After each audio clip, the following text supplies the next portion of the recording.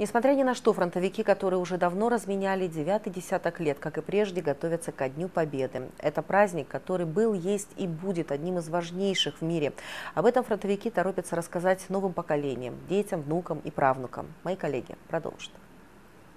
Как и прежде, в преддверии Дня Победы он ждет гостей. Ордена и медали – самое дорогое, что есть у ветерана. Исаак Убатов ушел на фронт в 17 лет. Несмотря на то, что уже прошло 75 лет, те страшные дни до сих пор перед глазами, говорит ветеран.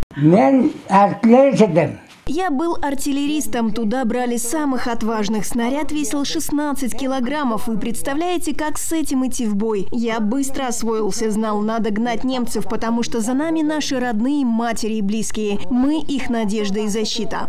Сегодня его подвигами гордится вся страна. Исаак Убатов – один из 2 ветеранов села Ынтымак Наукатского района.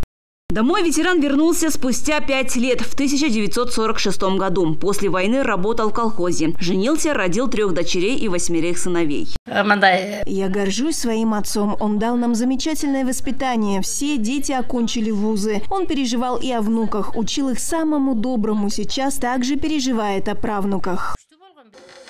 А совокупный объем пополнения электронных кошельков – какая сумма? А это еще один ветеран села Ынтымак Анвар Баймурзаев. Каждый день слушает радио. Хочет знать последние новости в Кыргызстане.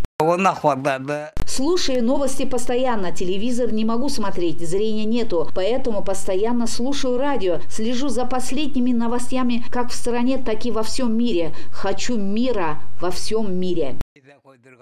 Он ушел на фронт в 42-м. В 43-м участвовал в сражениях на Курской, которые стали одними из переломных в Великой Отечественной войне.